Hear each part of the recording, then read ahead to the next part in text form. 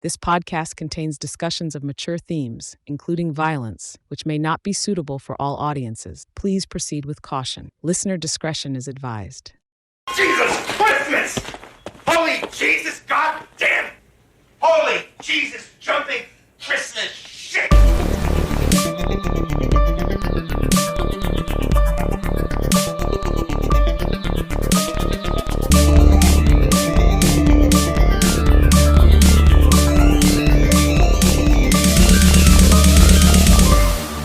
Welcome everybody to Dark Talk. As always, I am your host Dan, and I'm joined by my bros Paul and James. How you doing, guys? Very well, thank you. Excellent. Mr. Wright would say.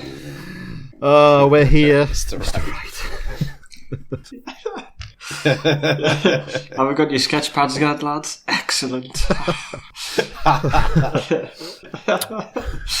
Yeah. So here we are. Right, okay. Yeah. So here we are, the final chapter, the last Friday the 13th film ever made.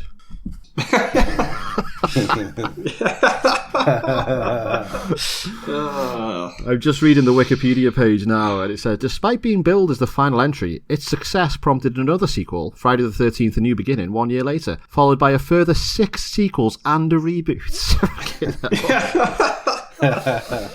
Oh, they just keep churning them out and we just keep watching them. And how strange they get as well. But They do go some fucking weird places, these films. Yeah, so what have you guys been doing? It's been actually a short week since we last recorded, so let's say what you've been up to. I have just finished season 1 of Succession, and it's getting really good, actually. Yeah, Kieran Culkin is just fucking fantastic. he's so good, isn't He's like the highlight for me so far. he? Yeah. Very good. And that is all I've been doing. Oh, a bit of X-Files as well, obviously. But Yeah. I started Alien Earth as well. Yeah. And I got like 20 minutes in. And it's not that I don't like it, I just haven't had time. And I've been a bit ill this week as well, so I'm just like a bit groggy and that. But yeah, do you know what? I've got a theory on it though. And this is just a theory, so it's not a spoiler for if you haven't seen it, James. I think it's going to be connected with the Blade Runner universe, because they already are slightly non-canonically connected, aren't they? There is a couple of Easter eggs in both, well, in Blade Runner, I think, to Alien. Oh, really? Yeah. And they were both Ridley Scott originally, weren't they? And just the intro for Alien Earth, where it talks about the 3 different types of cybernetic humans. Cybernetic humans, would you call them that? Maybe, like clone-y type thing. It's just leaning that way, I think. And I think that I'd be up for that completely. What do they say in Blade Runner? Is it something that the corporation in Blade Runner gets bought out by Yutani? Have I just made that up? Let me just quickly Google it. Is Yutani the one that Bishop owns? Yeah, Weyland Yutani is the company. It's referred to as the Yeah. company in most of the films, so it's Weyland Yutani. I can't find it. Never mind. Yeah, I made a mistake, actually. It's not just 3 episodes. I think there's a couple more. So I watched like the 3 episodes and I was like, oh, that was the end of it, was it? You thought that was it? Well, I didn't actually watch the last 10 minutes. I sort of went away to go and do something and never went back to it. So I think there are a couple more episodes. So I haven't actually seen it all, but yeah. It's being released once a week, isn't it? So I got a question. Why does Timothy Oliphant look so weird in that with grey hair? Like it's like the first thing you've seen him in with grey hair. For me, yeah, maybe. Yeah, no, he's in The Office. He's got like. Oh, I haven't seen The Office. Is he? Yeah. When's he in that? Yeah, he is, yeah. He's the travelling salesman who used to date Pam, and he's like a threat, Jim. Oh, shit. I can't remember that. Is it quite late on when they started, like, after Steve Carell left, and they started having so many famous people in it? It was about season 6, I think. So it was before Steve Carell left. Okay. They'd had a baby, so Yeah. What about you, James? What have you been watching? What have you been doing? I have not watched a single film since we last podcasted. I have been reading, though. I've been reading Where the Crawdads Sing. My girlfriend told me to read it. Oh, right, okay. Funny, I was looking at the reviews of the film of that last night. I've not seen. I need to put it on my list, but one of the reviews basically said that the film is shit and the book is shit. So I was like, oh, okay. No, I really like the book. I just finished a book, and then Izzy was like, "Oh, read this," and I was like, "Oh, if it's not like scary or anything, I probably won't like it." And she was like, "Oh, it's set in like the marshland and everything." I was like, "Oh, maybe it'll be good because it might make me think of True Detective." But no, it's good. I've seen the film. I've heard it's not very good, but no spoilers because I'm I haven't finished the book yet. No spoilers, but I liked the film. Yeah. It was good. I felt like watching a film with like rivers stuff in it. Yeah. And I ended up watching that, and I enjoyed it. It was all right. The main actress is pretty good. She's an Irish woman. She's in something or other. But yeah, she's pretty good. I am really excited to watch it. Yeah, it's good film. In my head, it's going to be like similar to Mud. You know. Yeah, I've only seen the first 10 minutes of Mud, and it is very similar. Yeah. What's her name? Reese Witherspoon actually produced the film, didn't she? Because she's got like this book club that she makes films from, I think. Something like that. Oh. And that was one of them. So that's what made me think of Mud as well. But yeah, I literally haven't watched an episode of TV or a film. Apart from Friday the 13th Part 4, which I was... Oh, it was such an event watching it. I mean, we watched it last night and I was sat there. Izzy was away. I had like a little bowl of minstrels, a cup of tea. And I was... Because I haven't seen it in so fucking long and it's like up there on my favourites. So it was like an event for me. Pure nostalgia. Oh. Absolutely. Yeah. Let's get to it then. Let's talk about Friday the 13th, the final chapter. Otherwise known as Friday the 13th Part 4, so I might refer to this as Part 4 for shorthand. Yeah, so James, you sort of started then. So when did you first see this film? What are your memories of it? Sure they'll be the same as mine. I think we talked about it last week or last podcast. Didn't we have this and... Was this one of the first ones we had on VHS? Yeah, so... Or was it part 3? So we had one... We say this every podcast. We had 1, 4, and 6. Yeah. So this would be the first Friday the 13th film you and me ever saw. It's either this or part 6. I can't remember. Yeah, I remember seeing this one a load of times before I ever saw part 3. What are my memories of it? It's just... I don't know. I guess I watched it so many times I wasn't really scared, but it's so dark and just like so different to the one before it. Yeah. It's it just makes me feel all smiley. It's just fucking so good. Paul? But yeah, that's that first memory. I probably saw it when I was about 15 for the first time. Liked it then. Still like it now. I actually watched it about a few months ago. Actually, I think I was doing a night shift, and I lay down in bed to watch something to go to sleep to in the daytime, and I put that on, and I watched it then, and then I watched it again last night and today. So, teenage memories, yeah. Still holds up though, because I remember really liking it, and I still do. Yeah, so. I'm going to say now this is like the distilled form of Friday the 13th. This is its purest form. Jason is proper Jason now. There's no plot. It's literally just teens in the house getting their tits out, shagging, and being murdered brutally. That's all this film is, but it fucking rules. I love it. Yeah. Hell yeah, it's so good. So let's get into it. So the film begins with the famous Paul Holt recap of the Jason legend from Part 2, interspersed with clips from Part 1, 2, and 3.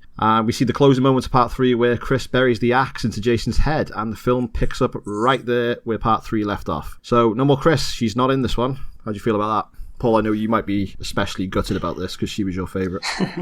Yeah, I don't know. It's fine for the story. She had a full-on mentee B in the last one, so she's off. I'm assuming like being sectioned somewhere. I would have liked to see her come back, but I'm glad that we didn't get her. She comes back for the intro and then gets murdered because I like that it's fresh, pretty much. But I was listening to something earlier actually, and they were questioning. So she was taken away to a hospital. Would she have been in the same hospital Jason was taken away to? You do see her, and it's not her, though, is it? Yeah, is that who it's meant to be? Yeah, it's supposed to be Chris. You don't. It's not the same actress, but she's dressed the same as Chris, and she's hugging her parents. So it's meant to be. Right. Okay. Yeah. Well, on the thing I was listening to, they suggested that might have been good to see Jason kill her in the opening scene to continue, and then break out and then continue. Yeah. But I don't know. That's a bit Michael Myers. I mean, they did it with Alice. I'm glad they don't. I'm glad they don't do it. I think it's another reason why I think this film is really different. It's like more realistic that he doesn't have to go and kill her to. Yeah, he's not out for vengeance, is he? He's just like if he doesn't see her, he's not. Well, then I don't know, but yeah, I guess with Alice he was after vengeance. I don't know. I don't know what his motives are in this film because he's doing a lot of dicking around in this film, like which we'll get to. Like in Part 2, he was murdering people that were close to his camp,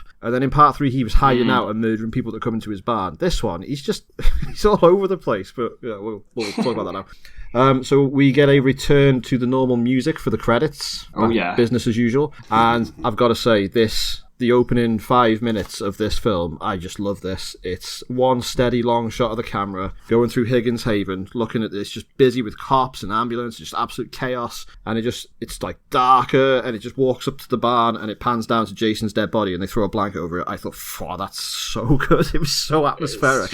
What a way to start the film. Yeah. I was thinking the same. It's like just so. Obviously, like watching it now is different because we've seen them so many times. But imagine if you watch part 3 and then you go and see this one like instantly. There's the feeling is just so dark, and like you said, one shot, and the only light is like police lights or that helicopter light, and it's just like, and like you can see Jason on the floor, but you can't see his eyes through the mask, which you could in like the part 3 and stuff. It's just so creepy and like atmospheric. Yeah, it's like a nightmare. Did you notice the evidence bag that they used to bag up the axe? Yeah. It's like that big. They just put the end of it in. It's like, the fuck is this? It looks like a giant lollipop at the end. The little plastic. He's like that, and the other guy's just like. We're all out of evidence bags. We'll use a sandwich bag or something. Yeah. Why are there crumbs in this blood? Pimento cheese. So the paramedics deliver the body to the nurse in charge of the morgue, who is a dude named Axel, and this dude's an absolute horn dog. He spends all his time trying to bang this nurse, like they're in a Carry On film, the way she's dressed as well. They're like Bud and Marcy from Halloween 2, sorry. Yeah, big time. That's what I thought straight away. So like they say Jason's dead, or they think Jason's dead. So I never really thought about this, but what is the actual deal? Because they're like paramedics and stuff, they'd be able to see that he was alive. What do you reckon? I think it's... Or does it just not matter? I mean, I don't think it matters. I don't think they've checked properly. He's lying there with an axe in his head and he's not moving. Like, any normal person would be dead from those wounds, so they just took one look at him and thought, shit. That's what I think. Yeah, that's a good point. Yeah. I mean, fair. That's for this film, but then in the future, when we see what Jason can do, I think if you go in by that canon, he's dead, but his body can heal itself, so he's like, maybe is actually dead, but then because he's like got this weird Wolverine healing factor, he comes back to life. So yeah, whichever. Don't want to jump films ahead, but it's because he's a deadite. Oh yeah, yeah. I suppose he is, really, isn't he? No, it's Harold's clothes from part 3. They give him the power of. Harold was a black magician, and you just didn't see any of that. Harold's shit stained on the. How do Harold's clothes fit Jason? Because like Jason's a giant. Harold was a little stumpy looking dude. Harold. Oh, fuck. Yeah. So Axel and this nurse start banging in the same room as Jason Corpse, which is weird enough. The corpse has been twitching ominously in the background. The hands are moving. He's getting a stiffy, things like that. And Jason gets so turned on by this, he grabs that nurse on the ass. His hand just falls off. And it's like nothing. She doesn't touch that. She doesn't touch Jason's trolley. The hand just comes off. But it's definitely Jason trying to cop a feel. Yeah. And I absolutely love this bit. We get the gold standard of swearing from a startled Axel here. Which you all, I haven't done it yet, but you almost certainly have heard that in the intro to this episode. Oh, yeah. I want one of my notes from last night was I want to save that as my message tone from now on. He's like, holy Jesus Christmas jumping shit. It's, along with something else later that I want to say in my real life, I want to start using that as my catchphrase. Just day-to-day life. The full line. Oh, no. Yeah. Yeah. So this deflates the nurse's boner, puts her off, and she's like, I must be goddamn crazy, Axel. So she goes to get on with some work, and Axel decides, he's going to watch that fitness video of all the girls who were like, huh, huh. So do you reckon that's a real fitness video made for this film? It's got to be a real one. They didn't make that for this film. It looks like one of the characters. It's not like, do you know what about it? It looks like something from The Substance. That's what I was just going to say, yeah. It's like The Substance. Yeah. So Axel gets jumped from behind by Jason, and he gets his throat cut with a hacksaw and his head twisted almost entirely off. Jason then kills the nurse with a scalpel, like rips her wide open vertically. I think he works from the bottom up. Pretty gross. I've just got written down here, Tom Savini is back. These were both great. Yeah, fucking hell. What a Especially solid Axel's first kill, that. Yeah.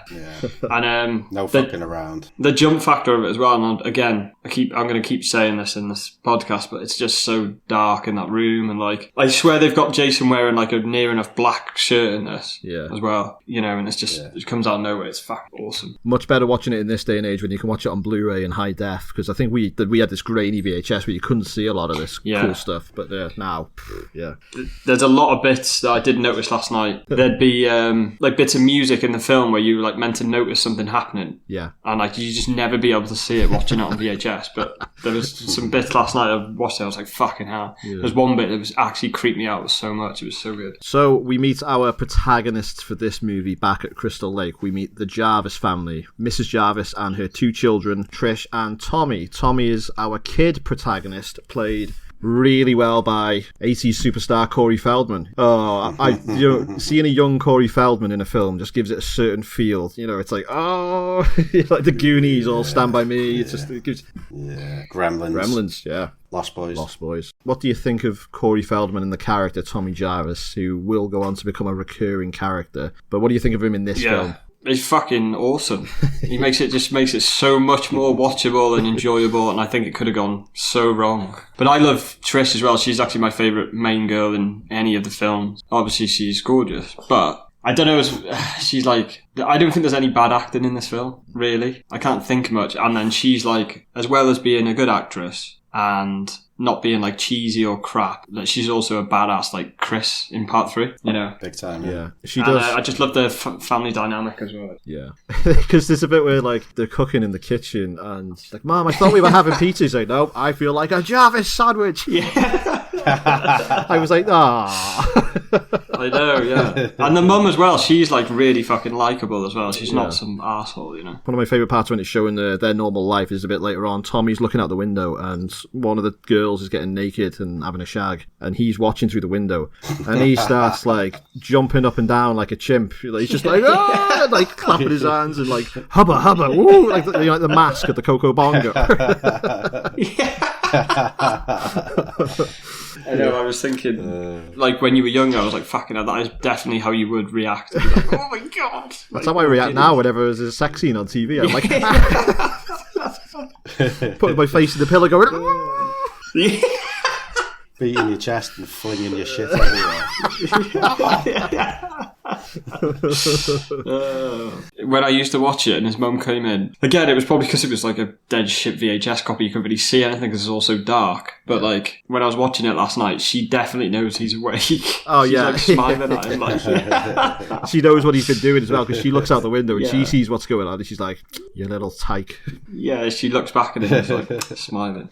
So I like that. I like the relationship is it's nice to watch. Like. So we meet the rest of our cast, the cattle for this movie, basically. So we've got Ted and Jimmy, who are this like bickering couple with Ted bullying Jimmy for being sexually inadequate. And then there's two other couples, and I really, really struggle to remember the names of these. This Sam and Paul and this Doug and Sarah. And I am definitely going to get that wrong throughout this episode, so apologies if I do. Who's Doug? Is he the shower guy? He's the shower guy. Oh, right, the one who looks like Austin Butler-y, really handsome. Yeah, the really good-looking dude.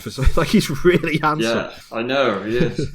I could have sworn that was Rob Lowe when I... It does look like him, doesn't it? Yeah. Pretty much no personality from any of them except for Jimmy, who is played by fucking legend Crispin Glover. Fucking loved him in this. Absolutely loved him in this. There's a shot of him in this, and he looks like... Well, my note is like he would have played such a good Patrick Bateman. Yeah. Because he, you know... But if he didn't get ostracised from Hollywood. Yeah, what happened? But what actually happened? I didn't know about that. He's just a bit of a weird dude. He's a bit of like a Joaquin Phoenix sort of dude. He just plays by he just lives on his own level, you know. Like, have you seen him on?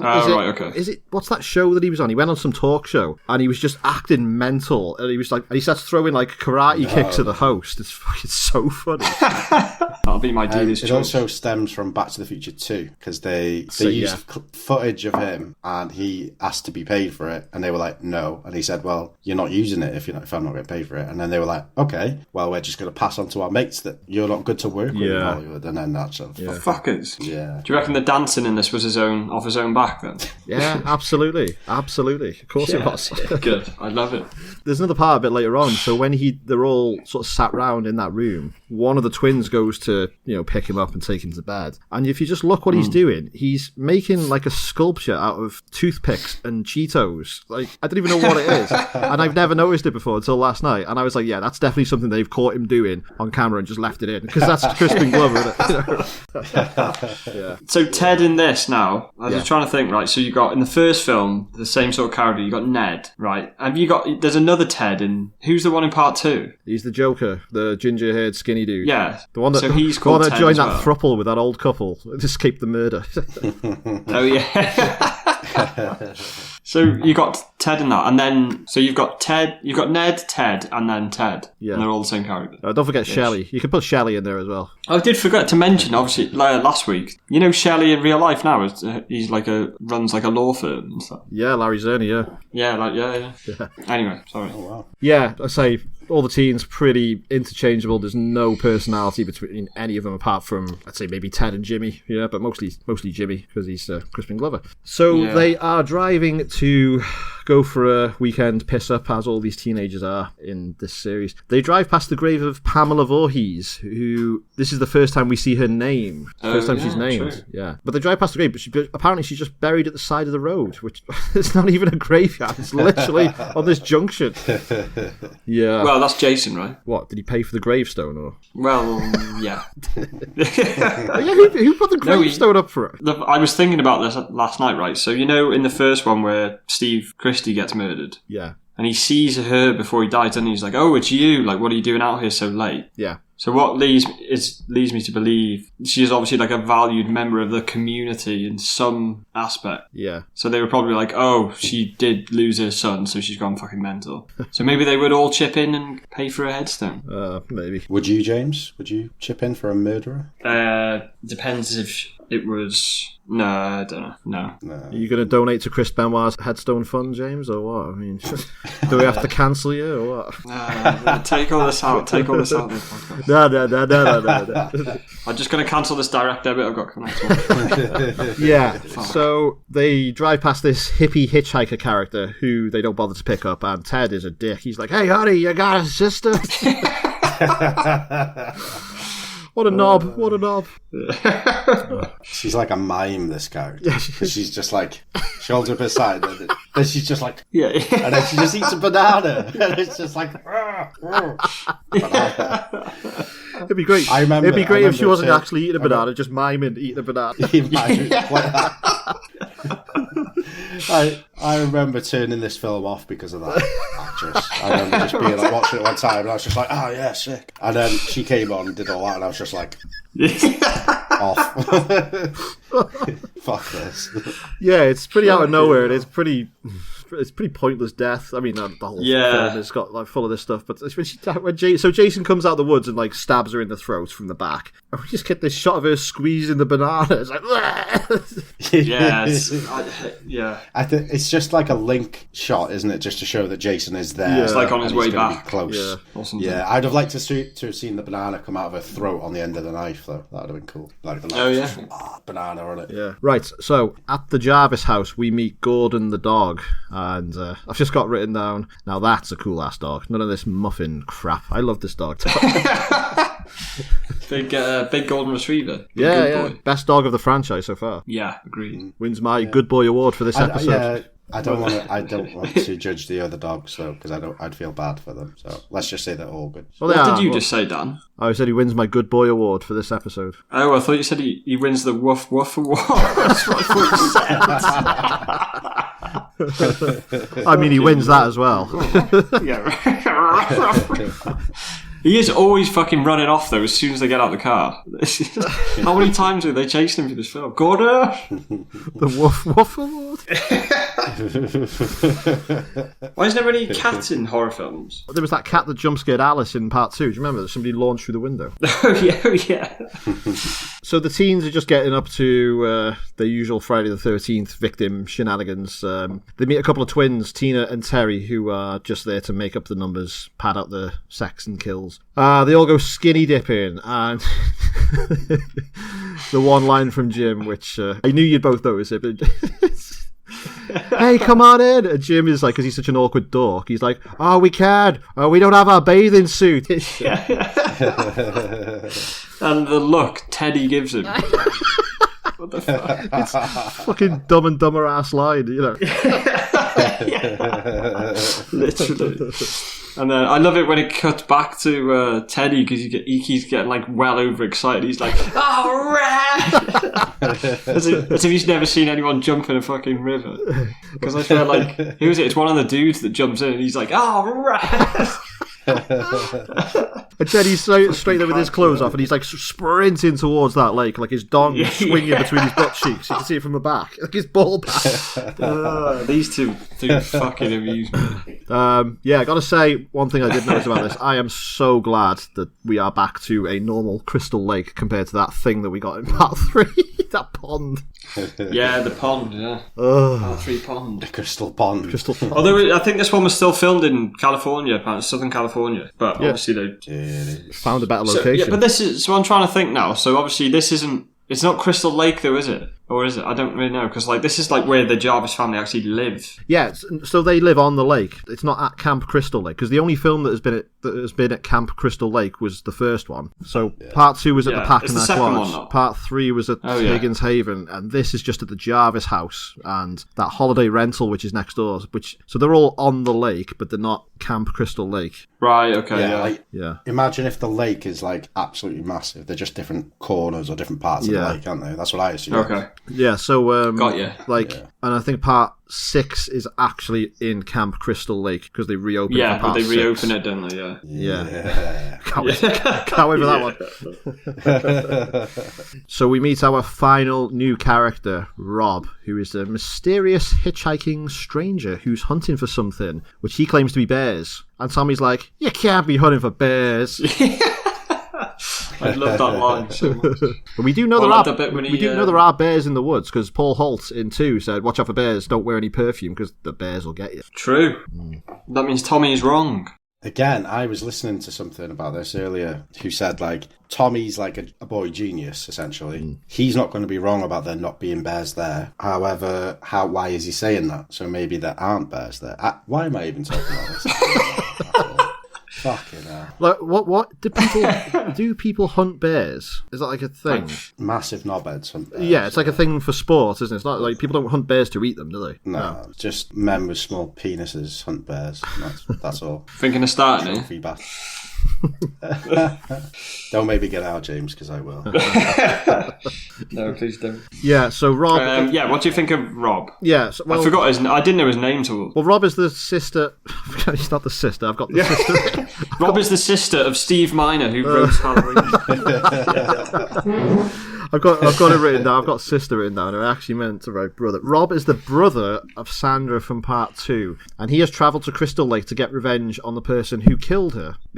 He's figured it out that the killer is Jason because he's got a shitload of newspaper clippings from the original Pamela murders and artist impressions of Jason and descriptions of Jason. So I get the impression that he's been interested in this legend for a while, and he's concluded correctly that Jason killed his sister. Because I think there's a lot of criticism about the time frame. He wouldn't have chance to get there so quick because this takes place over like 3 days after.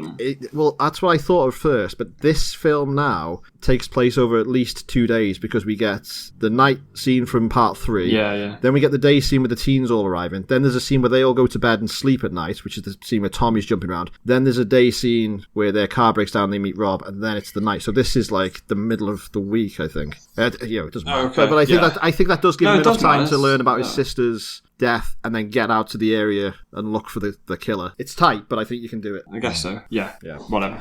And so now we get into the meat and bones of the film. The teens have a big party and we get that brilliant Crispin Glover dancing. to that rock Oh, yeah. song. Yeah, love this. I'm going to learn that dance. My first dance at my wedding. Or that's how I come down the aisle. This film playing on the back row in a massive projector. Yeah. With your 3D printed Friday the 13th thing on the... Oh, yeah, that could be the wedding cake. Yeah. And everyone in attendance in the church has to wear Jason masks. Yeah. Oh, can you imagine that? He cut the cake with a machete. Yeah, so Paul turns off this awesome rock tune and everyone starts slow dancing to this like Bing Crosby song. Like, these are meant to be partying tunes. I know, yeah. That song that he turns off is like a fucking South Park song. I know. Yeah. Like, the singer's like, No way, no way, not tonight, no way. Gonna need a montage. yeah, exactly. Is it a real song? I Shazammed it and it didn't pick it up. It didn't come up with anything. Is it actually a real song? Yeah. I No, assume so. I don't know. I assume so. No Please find out way. so I can- Oh, so I can Lion. listen to it. Oh, I just found it, I think. Lion, Love is a Lie. Oh, you know what else Lion sings, don't you? No. They sing the Transformers the movie theme. Transformers! Oh, shit, is it? Something evil's watching over you. I fucking love that song. Fucking amazing. What are they? Like an 80s, like, Yeah. hair rock band? Hair metal band, I think, yeah. Metal band, yeah. Like Fine, it. I'm going to listen to that after we're done. Yeah, so... That can be my ringtone. So you got Axel shouting, "Holy Jesus, jumping shit!" as my message tone. And then that's the ringtone. Yeah, so Paul starts slow dancing with one of the twins. He sacks off his girlfriend and just like, he's like, see ya! I know. Gets with Yeah. Tina. Sam, quite rightly, gets jealous and she storms off in a huff and decides to take off all her clothes and go skinny dipping alone at night, which is a reasonable reaction, I would say, to what's happened. What is it with people in this film going swimming in dirty-ass, muddy, foggy lakes? It's all the pervy directors, Is it? probably. Is it an 80s thing? Or because I would never do that. It's horrible. Yeah, we've said I'm this gonna about, say, it happened in part 2, didn't it? It was like, right, what you need to do now is Yeah. take off all your clothes and get in that lake, yeah? And we'll film it. Like, Yeah. I think that's the same Yeah. thing that happened here.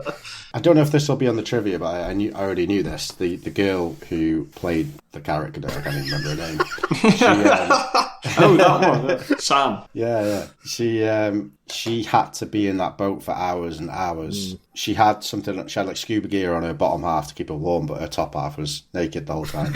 And she basically had like hypothermia or something like that. And the director and the producer or somebody, I can't remember who it was. Yeah. They had like a massive row over it and fell out over it because the director wanted her to stay in the water, but the guy was like, no, get her out because she's gonna fucking die. Yeah, I think it was the guy that played Jason. I think it was, yeah. Who played Jason in this one again? A guy called Ted White plays Jason in this film, and I'm sure Ted White, that was I'm sure it. I've seen Yeah. it that he was the one that was like, no, she needs to come out of there now because like this scene isn't even that important. You know, we'll just get it done. Yeah. This is taking hours to do this scene.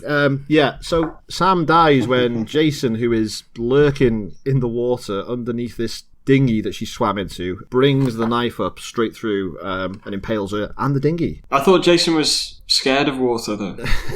According to Freddy vs. Jason. Oh, that fucking film.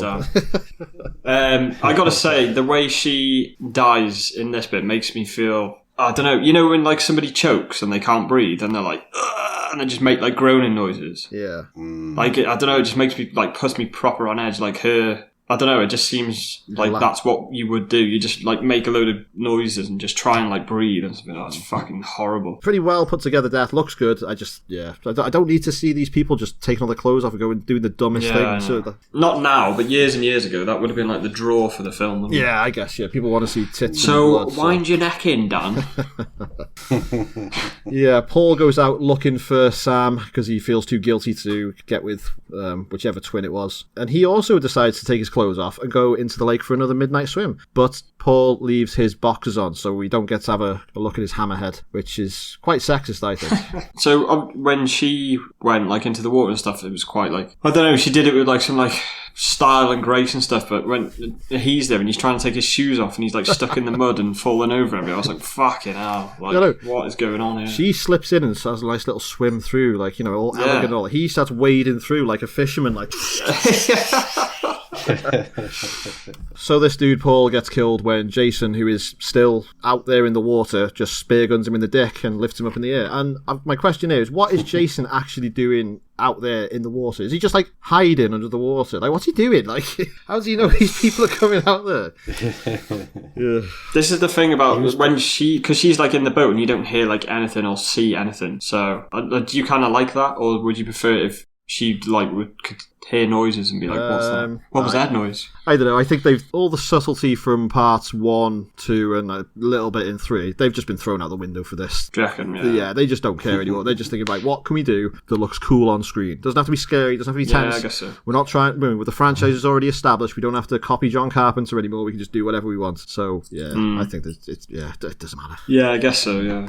Like this is like, I think it's like the start of like teleporting. Let me get on to that for you.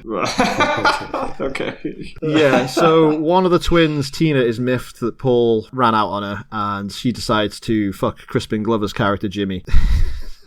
They go upstairs for a bang, and her sister Terry decides to leave the party on her own, and she gets killed off screen, but we do see the silhouette of Jason Spera, and then we do get this, and I forgot about this because I saw that and I thought, oh, that looks shit, but then you do see this other shot of her body getting launched at the house with the spear still in. I thought, oh god, that is actually pretty brutal. Yeah, it's fucking gross. I forgot about it as well. And then I don't know, the sound effects and stuff, the way it just slams against. It's gross. Like the dull thud. It's like it's from a different.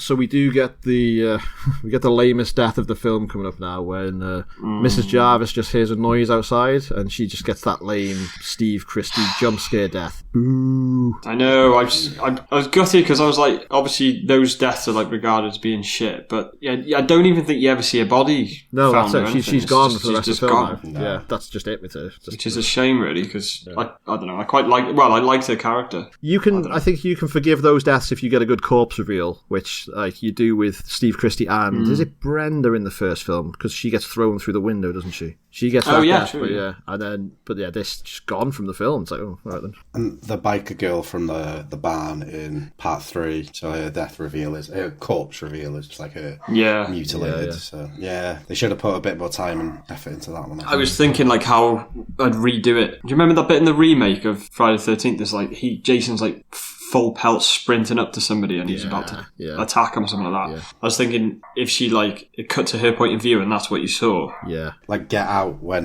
he goes out for a smoke and he just sees that guy sprinting towards him. It's terrifying.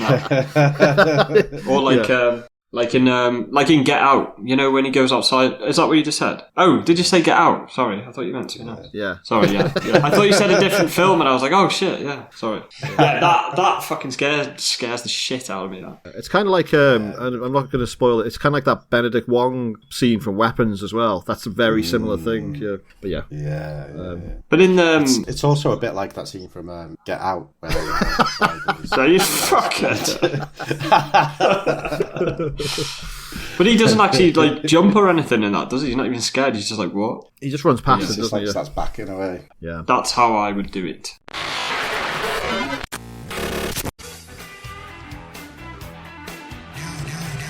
Hey guys, Dan here. I just want to do a quick shout out for our Patreon accounts. It's currently free and it will remain so for the foreseeable future.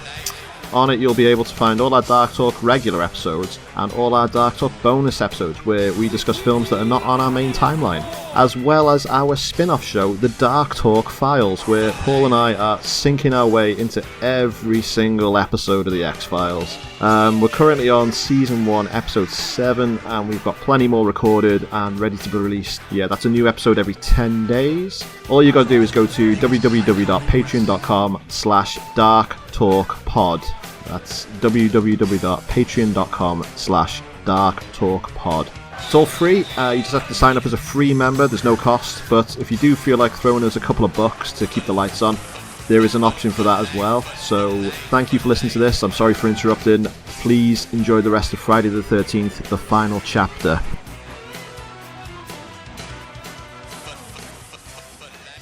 So our next death in this film is poor old Jim, who finally gets his rocks off with one of the twins. Finally, he's confident about his sexual ability. Finally goes downstairs, smugly hands Teddy a pair of her underpants, which is weird. And then Ted's like, smell great. And he puts them in his pocket for later. He's watching that fucking film of that. What was it, 1800s woman dancing on the stage? Yeah, well, we'll get to that. Black and white film. That vintage pornography that they're all watching. Yeah, so Jim goes downstairs to get a nice bottle of wine for him and his partner. He's going, Ted, where's the corkscrew? Ted, where's the goddamn corkscrew? Hey, Ted, where's the corkscrew? And Jason kindly decides to pass Jim the corkscrew by putting it through his hand. Goes straight through his hand. When Jim turns around to see what's happened, he gets cleavered right between the eyes. And I don't mean down between the eyes of his nose, I mean horizontally between his eyes. Yeah. Fucking, this was just fucking so good. Oh. Yeah, it's great. Horrible. It's my favourite death of the film, apart from the last one. This was great. This was great. I was just thinking then, when you said that, Jason hands him the corkscrew. I wonder if he actually was trying to give him the corkscrew. He was like, oh no, here's the meat cleaver. He's just got dyspraxia and he can't help but do things like, oh, there you go. Gave him the corkscrew in the hand and he was like, oh shit. He's like, oh, you also need a haircut. Tried to use the cleaver to chop his hair off. Got him in. Like later on, he's trying to open the shower door. It's like Tucker and Dale versus Evil. So Tina goes next when she looks out the window, still sees her sister's bike is still there, even though she's meant to have left. And somehow Jason is now lurking outside the house, but he's on the top floor of the house outside her window as well. He smashes through the glass, pulls her out, and throws her down, and she lands on top of a cat, which does look really good, actually. This is my favourite death in the film. I fucking love it so much. Yeah. She just swanton bombs out the window. It's in slow-mo as well. So I think what they've done there is they've rigged up the car so that the windows explode on impact, because obviously it's not going to really do that with just a stunt person landed on it. But I rewatched it a couple of times, and I think the glass just explodes a fraction of a second before the full impact. Does it? But it's still on the last sort of time I rewatched it, I was like, it still looks really good. Yeah, it does. Yeah. Sick as fuck. I wonder, when people were first watching this, how much of a jump scare that would have been. It made me It's jump. quite fucking. Got me. I completely didn't know this was coming. I was just like, what happens to it? And it's just Jason. I was like, oh my god! Fucking got me. Yeah, it's fucking so good. Yeah. It's my favourite. It does make me think, though, from the shot where she lands on the car, it just looks like she lands on the family from Malcolm in the Middle's car. Because it's all beaten up and all. It's all popped into my head. So while all this has been going on, Teddy has been getting stoned and he's been watching some of that vintage porno, which it's on projector film, which I don't even whose house is this? Who keeps that? They haven't even explained whose house this is. It's an Airbnb, Dan. But earlier on, when the teens are all skinny dipping, they recognise Trish and hey Trish, come join us. One of them must know Trish. No, because remember when they first arrive, Trish and what's her brother's name? Tommy. Trish and Tommy go down there and they introduce themselves to her. That's how they know her. Oh yeah, of course they do. Yeah, Yeah, because I think, and then there's at the beginning when they're having the conversation in the kitchen, she's like, "Oh, the rental home's been rented," and she's like, "Oh, by how many people?" She's like, 6. Ah, okay, yeah. So it's just a holiday let then, yeah. Yeah, I guess so. So there's and obviously back then as well, probably just loads of random shit in there maybe. Yeah. But, so Teddy's watching this porn and the projector switches off, so he goes to check what's wrong with it, and he gets stabbed through the back of the head through the projector screen, which kills him. I thought this looked kind of lame, to be honest. I quite liked it. Yeah. Unexpected. What was that, Jay? It's the dog. He was slapping his ball back. Yeah, the dog. In the side. Thinking about that pause. Yeah, Paul, I'm going to just steal your gimmick here and give you a bit of trivia, but the actor that plays Ted was actually stoned in real life for this scene, which you can tell from his acting he's really genuinely stoned, because like, he's just having such a great time. I was going to say, yeah, but like, he's finding it so funny. Like, Yeah. But apparently he really, when they came to like filming his death scene, he really had a whitey. He was like proper paranoid about it, which you would be, fair enough. Like, fucking yo. because you'd be like, we're gonna kill you now, right? And he's just like, oh fuck, what if they actually do? And then he's just spiraling down. Oh god, poor dude. So we're down to our last two teens now. We got Sarah and Doug, handsome Doug. They make love in the shower, and Doug goes the way of Janet Leigh when Jason decides to join him in the shower and crushes his head up against the tiles in a really, I thought this looked really horrible. It's gross. Yeah. Like he's got his hands like almost up his nostrils, and he's like slowly pushing his head up against the tiles. Really, yeah. And the sound effects as well are awesome. I was like, oh no, not his pretty face. He is one good-looking motherfucker, isn't he? He is. Yeah. Great hair as well. Jacob Elordi, that's who he looks like as well. Really That's who nice played. and mullet. So Sarah finds his body and instead of helping him, just runs away in the towel. She's like, runs downstairs. Again, right, so Jason, who has just been in the bathroom and killed Doug, he's also outside now. So she reaches for the door to get out. But before she can even open the door, Jason launches this axe and it comes flying through the door, takes the door off and kills her like that. And I was like, Jason, just like make up your mind. Are you inside or outside? Like, he's like my fucking cat. Yeah. Just, Probably just jumped out the window that he threw her out of earlier. I don't like this death. I just think it's pretty shit. I don't know why. As much as I like this film, there are some pretty pants deaths in it. I think what they suffer from in this film is the fact they've got Tom Savini back, and he does like say 4 or 5 really creative, gross deaths. I'd say how many people die in this film? Say like 13 people. So it's just like, do you know what I mean? They can't all be amazing. Yeah. It's a big cast, isn't it? Really, for each of them to have one very unique and specific death. Yeah. That's probably why the MILF didn't get a proper. They probably. They ran out of budget for that. So maybe. Milf. I don't mind an off-screen death if it's like creepy enough, like leading up to it. In fact, I probably prefer the MILF's death to this. What's her name? Sarah. Yeah. Her death. I don't know. I don't know. I don't really like her character, but So we're down to just Rob and Trish now, who go out looking for the MILF, Mrs. Jarvis, and they decide to leave Tommy at home on his own in the middle of all this crap going on. Oh well, yeah. Before all this has happened as well, Rob, who was out camping in his tent, found somebody vandalised his tent and smashed up his rifle. yeah. So this is what I was going to say. Yeah, Now watching it in Blu-ray. yeah. First time I'd ever seen it last night. The shot you can actually see Jason in the mask going into the tent. It's fucking terrifying. Yeah, I noticed that. It's horrible. Yeah. Have you bought it? Have you watched it? Are you watching them on high res? Yeah.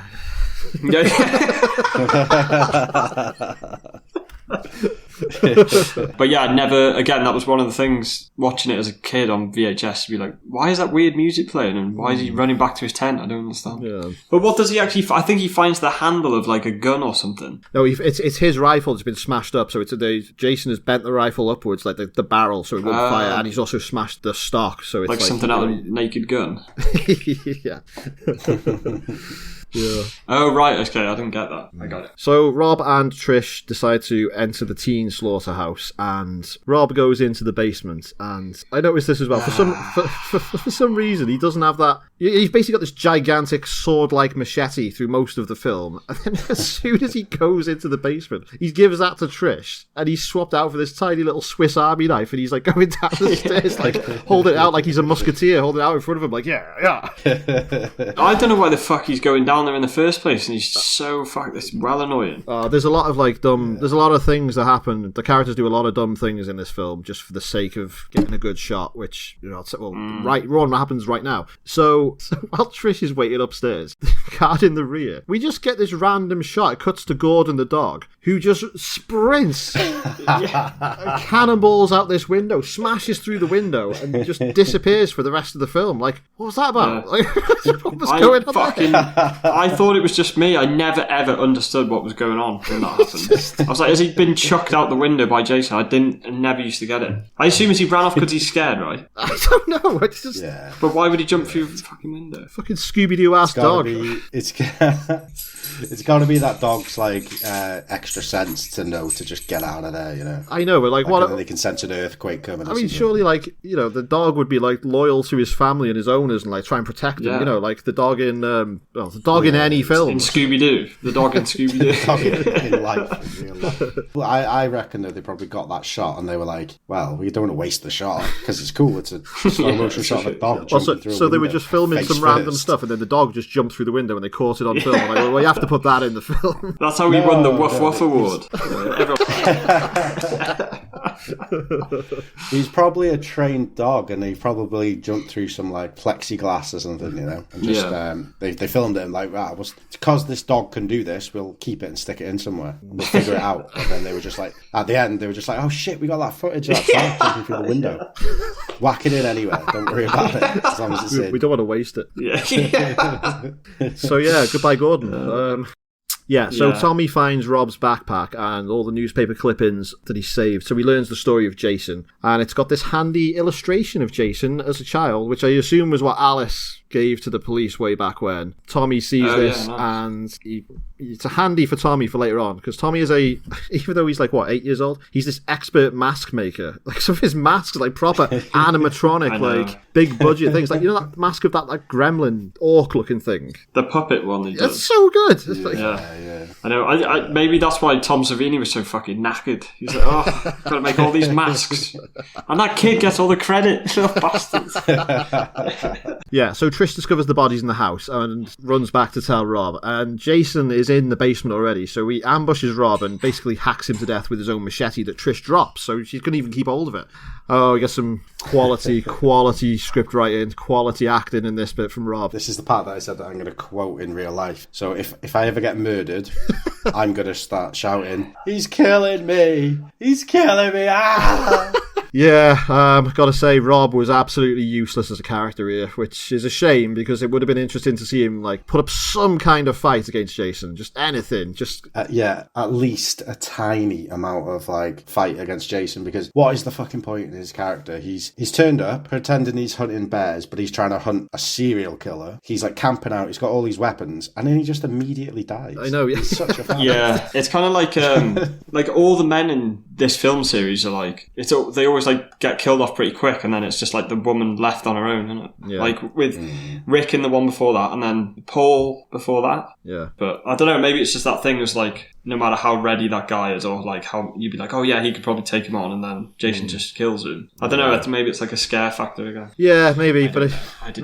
I mean, but he is. He's coming armed with weapons, and he knows what Jason can do. You know, at least get like a couple of punches in on him, because it's not like they protect Jason. Because like a bit later on in this film, Jason gets a TV smashed on top of his head in a proper like slapstick comic. Like it's like from so good. Do you know what though? This death though, it did remind me of, not because it was good, because it was shit, but it reminded me of, you know, like one of the final deaths from Taxi Driver, where he stabs him through the hand, and he's like, "I'll kill you, I'll kill you," and he's like panicking as he's dying. It reminded me of that, so I thought maybe they're trying to go for something like that, where he's just like panicking and he's screaming, because like they don't usually live long enough to get any words out, but he is, and but they just wrote it really poorly. That's maybe if you shouting like get out of here, and just screaming for his life, you know, could have written it a bit better, I think that's what it is. They go in for something like that. He realizes that he's dying, well obviously because he's shouting it, but like if he was just shouting like help or help me, that would be better, but it just comes off as so hammy and hacky. It was less Taxi Driver and more Troll 2. Do you know what I mean? Oh my god. Oh my god. Oh, please choose Troll 2.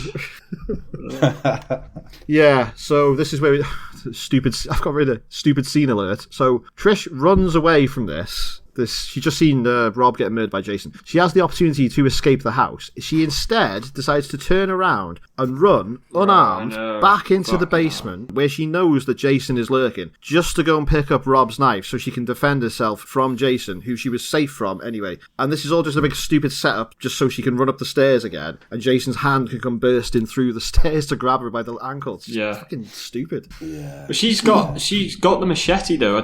She doesn't go down there to pick that up. She's got it on her, hasn't she? I thought she dropped it, so I thought that's what Jason used to kill Rob. I think she's got it on. Maybe I got a mistake. No, he picks up. You see Jason pick up like a 3-prong thing. Okay. So it's actually worse. So she's gone back down there to go and get that Swiss Army knife that he had. I think just to go and see if he's dead or not. Which is, it's dumb as fuck. It's stupid. Yeah. So Jason chases Trish out the house, and there is this gross shot of he's basically strung up Crispin Glover in the doorway using nail. He's nailed him up by his hands, and Trish has already seen this and ran past. But when Jason walks past, he just tears him off this crucifix that he's on. You get a close up of the nails through the hands just ripping off, and it's fucking great. It's so good. Where he tears him down. I remember that shot. You get because we've only really just started actually seeing Jason towards the end of it. The first shot you see of his mask properly is the shower scene where he kills that handsome guy, which is still good, I think. Even though we've seen a lot of him in the previous film, they still play it off as I never realised that. I never really realised that. You don't see a lot of Jason in this film. It's only like the last sort of 4 kills that you really get a good look at him, because otherwise it still does that whole like Friday the 13th Part 1 of like POV kills or just like who is it, who done it and stuff. Really clever. See bits of his feet and his shoes. What do you reckon of these shoes in this film, James? I think they're pretty good. Nothing amazing, but solid, dependable. You know what you're getting. Meat and 2 veg shoes. Old trusties. Your Brickers variety of shoes. Get your Brickers on. So Trish does the old Alice barricades the house when she gets back to hers and Tommy's, but Jason launches Rob's body through the window, smashing it, which again, that made me shit my pants. I proper jumped. I was like, ah! That was so fucking funny. I know. I was pissed myself. It's like he's gone to the trouble of being like, right, I need to get through one of those windows. Right, I'm just going to get this corpse. And he's just like... And if you think about it, when you see him leaving the house, he tears down Jimmy's body and stomps off. So he must have to go back to the house to go and get the body. Once he sees that the door's locked, he's like, right. Yeah, but he actually went back to the house, down into the basement, just to get her potential lover's body, just to rub it in a little bit more. He could have got Jimmy. He could have got one of the twins. He could have just fucking put his head through it like last time. But he doesn't. He decides to get her potential lover and just launch him through the window. But like full on launch, he's got a sense of humour. Yeah. Like gorilla press slam. Spin around fucking hammer throw.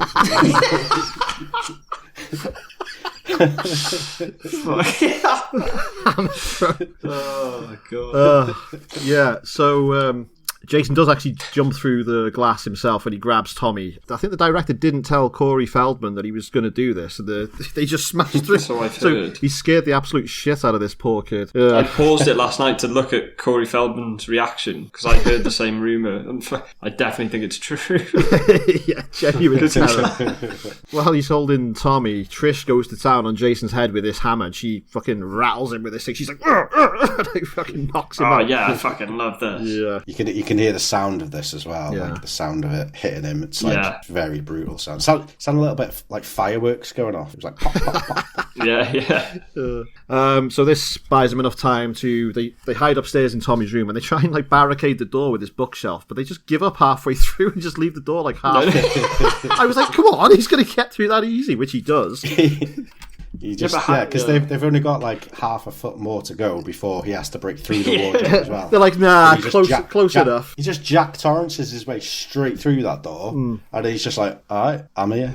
He like shit. And then he just pushes the wardrobe like with no effort at all, and the wardrobe just goes flying forward. He smashed through and he's tipped the wardrobe and he goes to unlock the door and he looks up and he's like shocked that they're there looking at him. It's almost like he's like, oh wait. He does like a double take. I'll send a screenshot of it later. It's so funny. Oh, but yeah, I've said this before, but Trish launches this TV on Jason's head, and it's very funny. Just like knocks him out. So we get a bit of they all go all around the houses at this point, literally, because Trish lures Jason out the house when she runs back into the teenager's house, and Jason like chases her upstairs, and then she dives out the top floor window and she lands in the soft, comfortable looking mud and leaves. Ooh, I want to get in there with her. Just before that, though, when Jason is lying down on his back and she has to creep past him while he's lying there, it reminded me of, is it Halloween 5? While he's lying there, it reminded me of, is it Halloween 5? No, Halloween 6, when Oh yeah, her and the young kid have to climb over Michael. Yeah. And it's really tense. And in this, it's like, because in that it was like quite dark and stuff, but in this it's really lit up, and you just know. Jason just looks huge, like he does, doesn't he? Yeah. And she doesn't even get fully past him before he's like, rah! He's like straight after her again. And just before you move on from her falling out the window, that slow motion stunt. So the stunt woman jumps headfirst through the window, lands, does like a forward roll on the balcony. What would you call it? The balcony, yeah, sorry. And then she flies off and does like a half a flip and a twist. So she does like a phoenix fucking splash out the window and lands so hard on her back. It looks so uncomfortable, and she lands with her dress like quite high up so you can see her knickers. And for continuity purpose, or probably because they're a bit pervy, when it shows the shot of the actress, her skirt or dress is like right up again. You can see her muff pretty much, and she's just lying in that mud. That fall looked so fucking hard. It didn't even look like there was a crash mat or anything. It looked brutal. I've been thinking about that since I saw it again. I swear, like in that fall as well, there's like, does she land? I swear, like her back lands, like a bit of wood lands under her back, and then she lands on the bit of wood or something like that. It looks so uncomfortable. Yeah. It just looks like such a bad fall. But sick bit of the film though. I love that whole chase scene's fucking terrifying. This is where Jason looks this is where Jason to me looks his scariest, like before he's a zombie or whatever. Yeah. He's like a fast moving, well, just a pervert killer, whatever he is, you know, like in part 3 where he's getting all giddy and like excited towards the end. This is where he starts like chasing it. Oh, it's fucking creepy as fuck. Yeah, he's still like a local legend at this point, you know, but it's a true local legend. This is before all the supernatural. Yeah. So while this is going on in the house, Tommy decides to shave his hair and make himself look like child Jason, in a bid to distract him, to play mind games with him. It's kind of out of the blue, I think. Sort of. I know they've sort of alluded to it with Tommy seeing the pictures of Jason and thinking that's a cool look that I'm going to replicate, like cosplay. But it's kind of what Ginny did in part 2 when she dressed up as Mrs. Voorhees to just mess with his brain. He's essentially doing it to try and trick Jason into thinking that he's seeing an apparition of himself or maybe himself from the past. As you said, just like Ginny in number 2. Yeah. But my issue with this is it looks really good though, to be fair. Yeah. But my issue with this is that he does it for all of about 10 seconds to distract him when he didn't need to spend 10 minutes shaving his head. Yeah. He could have just gone to the bottom of the stairs and shouted him, and then she could have attacked. Yeah. He didn't have to do that. But for the sake of the film and how it looks, I'm glad it happened. Yeah. You know? It did look pretty cool, yeah. Yeah, so Trish is back in the Jarvis house, and she's fuming with Tommy that she told him to run, but instead he's been upstairs dressing up. She's like, I told you to run!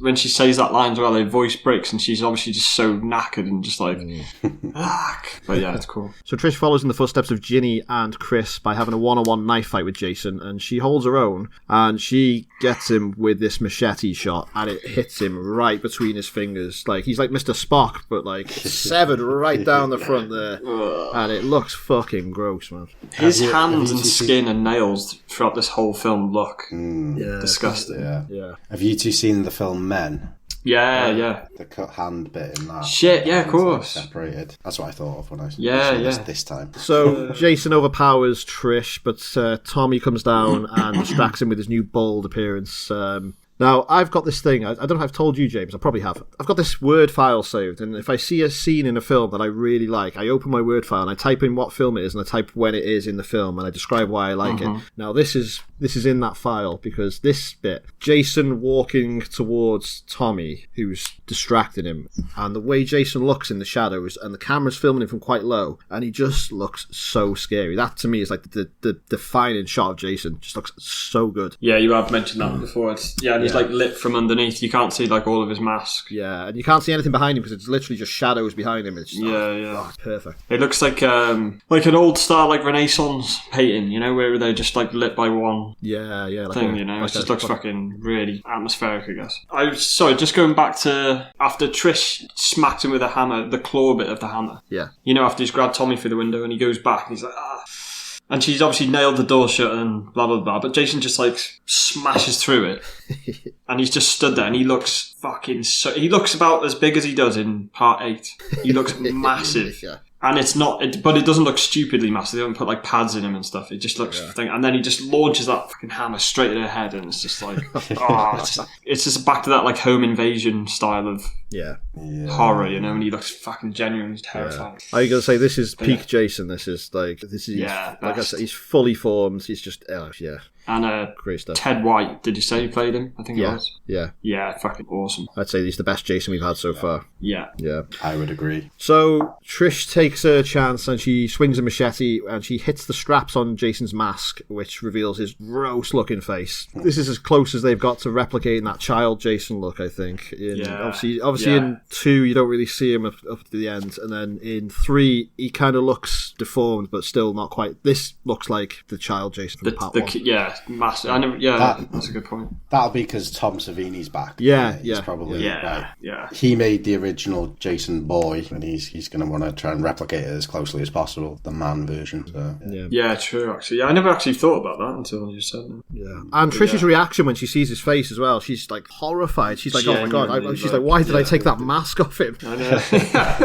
It's like, this is so much worse. I remember seeing that for the first time I'd ever watched it, because you know, like when you see like killer's face in a film, it's like, oh, but like seeing that, I remember being like, fucking hell, this is absolutely terrifying, because it looks like he's, well, he might be, but it looks like he's like smiling as if he's about to say, he's like, oh, you shouldn't have done that. He looks more like, so in part 3 he's like, again we said he's deformed, but this, he looks like his skin is darker. It looks like he's rotting. Do you know what I mean? He's that. Well, yeah. Well, it could be, I don't know, maybe he did die for a bit and then came back to life, because his skin is like black and his nails look, there's no, they've gone actual black. I don't know. Whereas in part 3, like, he looks deformed and stuff, but he looks a lot cleaner, doesn't he? He looks like he's had a shower and washed his clothes. They are straight out of the wash. They were on the washing line. Tommy summons up all his strength and he sneaks up on Jason and he does the old traditional Friday the 13th finishing blow, picks up the machete, and in a move that would make Alice, Ginny and Chris proud, he whacks Jason in the side of the head with that machete. Literally goes into his eye horizontally. Just great effects. Absolutely stunning. The sound as well, like they must have spent so much time on getting that scene right, because it's like the best bit of the film, I guess. Yeah, definitely. Best kill of the film, yeah. Well, actually, yeah, you're probably right. It is the best kill of the film. It's the slide through it hits the floor and lands on it and just pushes its way through and out of his head. It's like that was the icing on the cake. Yeah, so as Jason falls over, the handle hits the floor and his head slides down the knife. But as he's doing well, like, you can see that his other eye is like looking around, like noticing what's going on. So he's still alive as he's going down. It's fucking so good. So Trish and Tommy hug. Tommy looks down at Jason and sees his body twitching, so he realizes he's not quite dead, so he goes to fucking town on him with that machete, hacking him to pieces while screaming, "Die!" And this is extremely disturbing for Trish to watch, because she's like, "Tommy, stop it, Tommy's dead." Is this the first time, or the first film, where we get the dun dun dun, like the theme tune? It could be, yeah. I think it could be, actually, yeah. It's the first film with that in, isn't it? And then obviously that becomes like one of their signature sounds. More Tommy's theme, yeah. Yeah, do you know what? You could be right, because I can't recall it in 2 or 3. But I will say as well, back to, you know, when I said Trish is my favourite and she's a badass. Yeah. Even before Tommy comes down and Jason's like on top of her, and bearing in mind he's God, how much does he weigh and how fucking tall is he? But she puts up a good fight, I think, proper. Yeah, she has for most of the film. I mean, apart from like going back down into the basement to like get that knife, like she's pretty savvy with trying to get away from him, and she gets him with a few good shots. Not as good as Chris was, but Well, I don't know, what does she do? She chops his wrist with a machete through the stairs. She plants a TV on his head. She hits him in the head with a hammer. She hits him in the neck with a claw of said hammer. Gets him in the fingers with that knife. Yeah, pretty painful. Oh, and she takes his mask off as well, which is, in the rules of Lucha Libre, Trish should have been disqualified for that, really. Yeah. So the film ends with Trish in hospital, and she is worried about Tommy's behaviour. The doctor basically says, like, he was defending you, and he's a kid, and he was stressed out. Don't think too much into it. She and Tommy hug, and it's all happy, but then Tommy stares at the camera, proper Michael Jackson Thriller style, and it's implied that Tommy has been forever changed by what has happened to him, and the film ends on a freeze frame of Corey Feldman's face. And that is the end of Friday the 13th, the final chapter. Yes. Good ending, that. Yeah. This is the first film where we didn't have like a jump scare ending as well, isn't it? Yeah. I think it's kind of a jump scare that it's like, oh no, now Tommy's evil. But it's the first time that something hasn't jumped out the freaking lake. Yeah, exactly, yeah. But I find that face that he does straight at the camera with his eyes, he's got like a dead look in his eyes. Yeah. That's way scarier than any lake jump scare, like fucking Jason coming out of the water. Yeah, it was pretty horrifying ending, Yeah. Good. Yeah, it was good. Really cool. Yeah. I think we're all well, do you know, I'll ask you separately. Paul, you go first. What do you think of this one? Yeah, it's probably my favourite so far. I did like part 3 a lot, though. Very fun film, But this film, I think it was just a better made film. Less fucking around, more getting into the action, and the filler parts were full of nipples. And, if you watch films for stuff like that, then perfect. As you said, the cattle characters, they're much better than most of the other films. The deaths were better. Jason was this is peak Jason in this section. So, like, in my brain, there are sections of the Friday the 13th franchise similar to Halloween. So let's say you've got your 5 timelines of Halloween. For this, I'd say you've got your 4. Part 1, 2, 3, 4 are their own bit. 5 is on its own. And then 6, 7, 8, maybe 9, they're like the zombie Jason. And then from there, you've got like the rest of them or whatever. Yeah. But this is like the finale of this quarter of films, I think it's best Jason we've got so far, and one of the best ever, and one of the best Friday films that exists. So yeah. Well, that works in well what you've just said, because I was going to ask you now. So we're pretty much at like the end of part 1 of the franchise. So I was going to ask you to rate the first 4 films that we've seen in order from best to least favourite. 4, 3, 1, 2. 4, 3, 1, 2. Yeah. Okay. James. Nice. Paul just pretty much said everything I was going to say about it. It's like best Jason. It's a lot dark. It's like the darkest, I think, film that we've had so far. The score in this, I think, is so good, and I don't know, just everything about it. Jason looks massive, but he doesn't look like Tyler Mane massive. He's just like big and scary, and I don't know. And I like all the characters. Like Trish is my favourite. She's got very like Sidney Prescott vibes. She's like a tough motherfucker. But yeah, pretty much exactly what Paul said. But my rating is a bit different. I say this is my favourite. As of now, this is my favourite out of the entire series. Okay. But let's say out of the 4. Let's say the first 4 is this one, then part 1, then part 3, and then part 2. And I don't think part 2's shit. I'm not putting it last because of that. It's just I've seen it the least. So. Yeah. But yeah. I can't really add much to what you've said. I agree with pretty much everything you've said. I'm just going to rank mine. So, growing up, part 3 was my favourite. But after watching these 4, I'm just going to say the part 1 is my favourite so far. I thought it was just... Really? Yeah. So, sick. I said I watched it last year, on Friday the 13th last year, and I loved it so much then. I really appreciate it. And then when we covered it last month, so I'd say part 1's my favourite. I was expecting to think part 4 my second favourite, but I really, really enjoyed part 3 again. So yeah, so 1, 3, 4, and 2. They're all great films. So yeah, can't knock them. We're very lucky that they've all been pretty good films. Yeah, Paul, have you got any trivia for us? Yeah. So play the music.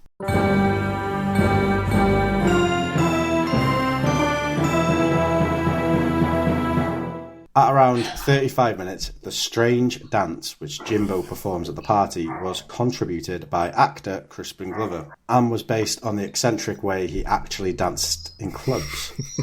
On the set, he was dancing to Back in Black by AC/DC. Nice. As the scene was filmed, in the film, however, an edited version of Love is a Lie by Lion was dubbed into the scene. Ah, okay. So it probably makes it like look weirder because it's not the music.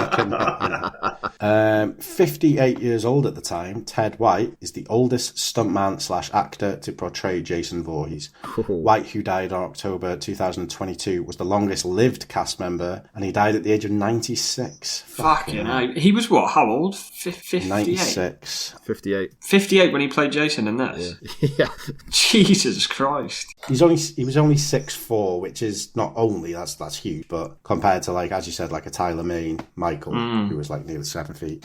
Oh, rest in peace. October 2022. Christ, 96. It is weird if he's 6'4", like, obviously that is massive, but he doesn't look like super, super big. I guess you rarely see him really, but I think his broadness sort of takes away from his height because he's so wide and he looks like quite fat and just like, well, not fat, but you know what I mean. He's like beefcake. He's just a meathead, isn't he? Yeah. At around 9 minutes, the nurse's name tag reads R. Morgan RN, an homage to actress Robbie Morgan, who played Annie in Friday the 13th. Ted White refused to talk to the other actors during production because he thought socialising with them would diminish their fear of Jason. Yeah, fair dues. That's quite a common thing, isn't it? For some like method actors and that. Though he disliked being involved with the film, Ted White is considered by many fans to be one of the best Jasons. Yeah, I can all agree with that one. At the time, this instalment of the series contained the most nudity and gore. On a budget of $1.8 million, the film made $32.6 million at the box office. No wonder they're not making like 32 times that. Well, let's say 18 times that. No, I can't count. They're not like making a shit ton of money back and then not making any more, are they? That's ridiculous. I think that's the thing. If the final chapter of anything should always be like a really shit film, so then they don't want to make another one, right? Not the best one. Okay. I've got a little bit of good trivia here. At around 10 minutes, the workout video Axel watches is Aerobicide from 1980. It stars Darcy DeMoss, who went on to have a role in Friday the 13th, Part 6, Jason Lives. And where can you buy that from? It's probably on YouTube. Writer Barney Cohen originally wrote a scene involving Jason fondling Trish's breasts, but the producers vetoed it. Director Joseph Zito also disliked the scene because it made Jason seem too human and less menacing. The scene was removed or excised. Yeah, that would be a bit. That's seen in Part 3, wouldn't it? Really? Yeah.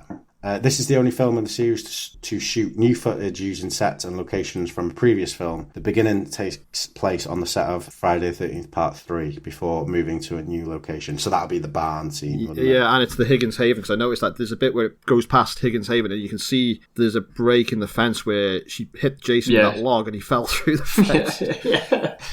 Yeah. There's absolutely fucking loads of these, so I won't say too many. In one scene, Rob talks to Trish about his sister Sandra. Sandra is one of Jason's victims from Part 2. And I'll read you one more because I could go on forever. Ted White was uncredited to Jason Voorhees by his own request, because he felt it would hurt his career. Years later, he grew to accept his role and started appearing at horror conventions. That's some Boris Karloff shit, because is it Frankenstein, the old one from the 30s, they were like, at the end, there was like the cast, it was like the monster, but it was played by question mark? Yeah. Well, that's phase 1 of the Friday the 13th cinematic universe out of the way. Really enjoyed all 4 of these films. It's been banger after banger after banger. We're very, very lucky. And we still got, to my mind, 2 good ones to come before we go on that vertical drop. Yeah, I'd say the same. I've got my favourite to come in Part 6, and then I really like Part 8 as well. I don't know if it'll hold up from when I last saw it, because I haven't seen that in a long time. But before we get to that point, though, it's the moment we've all been waiting for. So last time when we covered the Halloween films, we did a Dealer's Choice series, one film each, where each person gets to choose a film and we all have to watch it and review it. So Paul went first last time, so Paul, you go first this time. Would you like to tell us what your choice is? Yes, I would, Dan. So this, I feel nervous. Yeah. So this film is a film that has undoubtedly affected me, my brain, and my life, and my formulation to what I am now. And this is a super fucking powerful film for me. It's not a horror film, but there are lots of aspects of horror in it. I find this film scarier than a lot of actual horror films. So I hope you're okay with this one, as it's not a horror film. I am going to pick The Truman Show. Oh, no, good choice. Yeah. So I went through a phase in my life where I thought The Truman Show might be happening to me, but like a horror channel version. Really messed with my brain. And a lot of people in the world all came out with the Truman Show syndrome. Yeah. People had been believing that they were being filmed and all this kind of stuff. Good choice. Very, very interesting choice. Thanks, James. Dan, you don't look very pleased.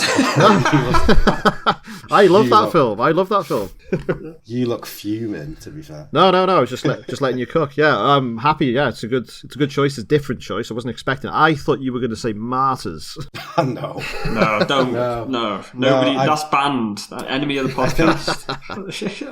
When we first started, right, I was thinking of all these mental films that maybe you two haven't seen, like shocking, horrible films. And then as we've gone on, I've realised that the more horrible films are, the less I actually do want to talk about them. So I've always found that our pods are better when we're taking the piss out of films, or it's like having fun with our films. So I think I've matured a little bit in that sense, Dan. So yeah, good choice. Yeah, I'm looking forward to it. Yeah, nice.